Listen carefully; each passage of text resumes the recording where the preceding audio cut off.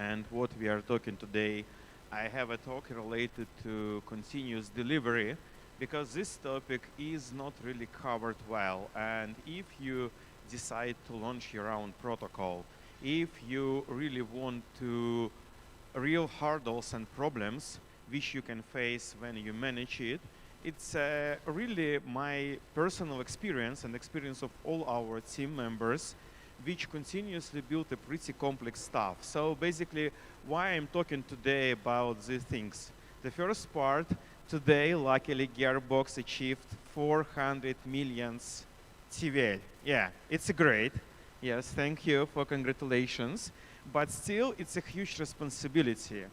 And Gearbox itself based on many integrations. So me personally know how painful the world defy composability. And even if you believe that all tokens work the same and so on, I have a some bad news for you. It's not true. We list around 70 tokens, and we really deploy V3 maybe in December of 2023, and then it looks like each week we add 2 or 3 tokens. So it's a process, and if you manage a DeFi protocol, you should have processes. Of course, all this stuff comes from the DAO through the voting, and in this speech I want to talk how we can really make it in a safe way, not to make a mistake which could cost a lot of money. If you know, there is one protocol when people make a small typo in their deploy script, they change LC, and then it was a liquidations up to 24 million. Unfortunately, we could not share our experience, but I can talk what we do to prevent such things. And another part which is very interesting, that Gearbox itself is driven by DAO. So all stuff done by people who are decentralized. We manage the protocol through the votings. We openly for all stuff. And I believe it's like a crypto vibe that we shouldn't have something hidden. We have no additional tooling in Gearbox which help us to get more information than other DAOs members do. So basically, it's a quiet way how we can do.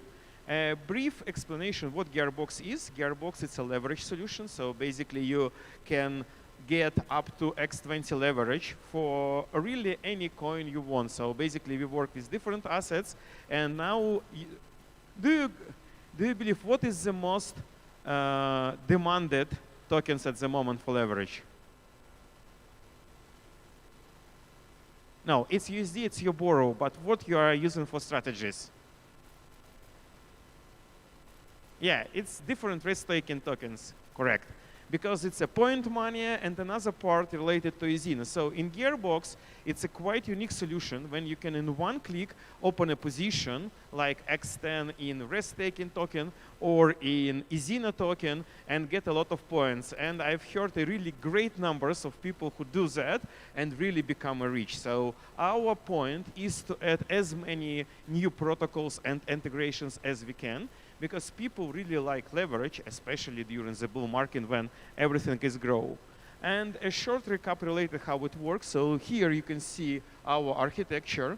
Gearbox is two-side protocol, and I will just highlight the things which is significant to understand. The first part, there are two sides. One is the passive lenders. These people just provide money similar like you can deposit them in the bank. Currently, it's around 50% APY in stable coins and around 25 for ETH, which is pretty impressive.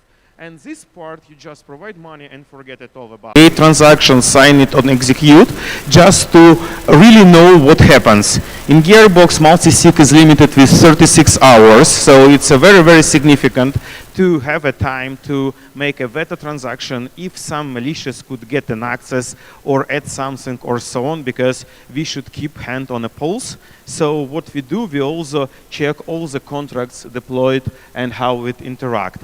And basically, the whole information which comes from different systems like protocol monitoring, DNS checker, it's another system. We continuously check that DNS records was not changed. It was hacked in the Curve protocol when someone could bribe the I forgot the company, and change the DNS to point to malicious website. Now we have a robot which continuously checks the DNS. If the change happens, we also got notification.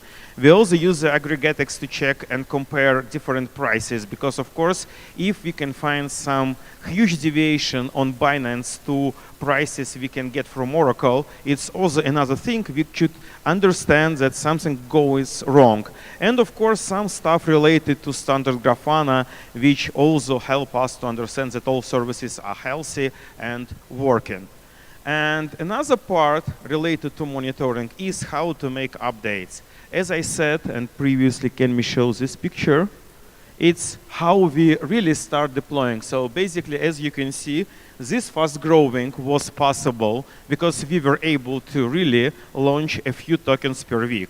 It's a pretty hard process when each week you should make the whole cycle from idea, hey, we want to really add the token like Renzo is, to make it possible and check that all systems in Gearbox work properly, and when this transaction will come to the mainnet, they will work properly and nothing was broken. And here, how we achieve that. The first part, let's talk a little bit about how the governance process works. After snapshot voting, the transaction comes to multi-sig, then it's going through 36 hours, and then the protocol is updated.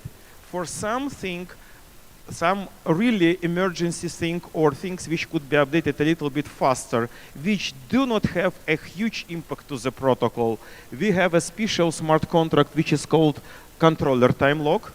It helps, for example, to update some risk parameters in value. So basically, DAO could make a permission to change liquidation threshold not more than 10%. So sometimes controller time lock could make these changes. And for good updates, we use this schema. At first part, we have some hypotheses or ideas what we should add. Then we build a script, and then we use our own development, which is called Cloud Testnets. And Cloud Testnets, it's a good way when we can really make a new network and everybody could connect it to it to check all services after this update. As I said, we should check front end, we should check liquidators, we should check different data analytic platforms like DeFi Llama and so on, and be ensured that on the date of update, everything will continue work as it designed. And then, of course, it's going through the voting and time lock and protocol, what I mentioned. The first part, I believe it's a very crucial thing, is to make logs in more human-readable way. When you work with thousands of addresses, it's pretty hard to understand what happens and what each transaction means. So basically, we have like our own standard, which definitely explain what's going on, which contracts are deployed. It's just a screenshot with which parameters are set and so on, because to manage all this stuff when deployed, sometimes it was like 100 transactions. It's pretty hard to understand which address related to the thing. And another part, what we already built, each time when you make a push into GitHub repo, we have a cloud testnet platform, and here you can see there are active forks. So each time when I make a commit or anyone else, we have a special fork which automatically starts on CI, and then it deploys everything to make a new endpoint. And then people who can launch test, launch liquidation test, and test front end could use this endpoint and get the all information about new updated state. So basically, if you click on any part, you can find a lot of information here. This is the fork for GIP 117. I think now it's under the voting. And here you can see a lot of good stuff. So basically, you can find endpoint, you can find different logs related how optimistic liquidation works. You can find information how state was updated, how all tests related to the current deployment works, and so on. And this system was built as a cloud system on AWS. And what is really interesting, for each network, we have our own copy of RE's node, because, as I said, when you work with multiple protocols, Currently, it could be like up to 20 protocols connected. Each protocol has its own state, tokens, balances, and so on. Like running Anvil using normal RPC could be very, very long time process. It could take up to an hour, and it totally breaks the whole development, so you should wait so long. To solve this problem, we have a RES node which automatically sync with currently state. For example, on mainnet now its state around 2 terabytes, but it helps us to make queries pretty well. As you know, RES node itself could not really provide a pretty fast querying for events. If you try to run your own RES nodes and run Anvil upon it, you could not really get queries pretty fast. To solve this problem, we have a special our software which is called Anvil Manager, which really reroute all events query like get logs to normal alchemy. And in this case, we can really achieve two things. For state changes, we can check RES node. For all events, we use RPC provider, and it's create a very, very fast thing. So basically, in comparison with normal RPC, maybe it's 20 times faster than it exists. Then another part, what is also significant, all oracles which exist on your simulated network has a time when the prices become stale. And to solve this problem, we have a special server which continuously takes the Oracle transaction, like chain link updates and so on, from normal mainnet and bring it to our testnet. So in our testnet, for a whole day, we have updated all transactions which do not break the system, because of course in Gearbox we control that the price is not stale, and it's a very significant. Here we continuously deliver transaction to our testnet to make it possible for at least 24 hours to work with current market state and check all these liquidations and so on. And of course we have some filter which do not allow from external part to make any changes using Anvil cheat codes and so on. So basically, it's what I really want to tell. Two big parts. The first one is a cloud testnet software, which could really help to make any simulation at the moment.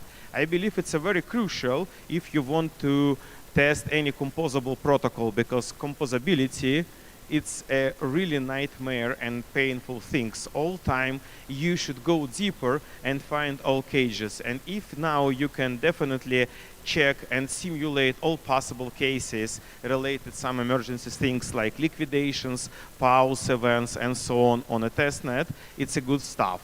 The next part is related that very, very significant to have all monitoring and use them across all time, especially when you deploy or update the system to get the fresh data that everything works correctly or not. So it's what we use, and it's how we were able to really update the protocol and add more tokens and protocols each week to achieve this 400 million TVL. So basically, it's what I want to talk today. If you have any questions, please.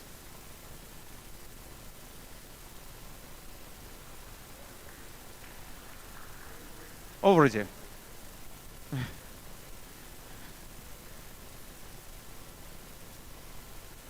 Okay. Thank you guys for attention. Thanks for your time. If you have any question, you can ask me privately here. I am here on the conference.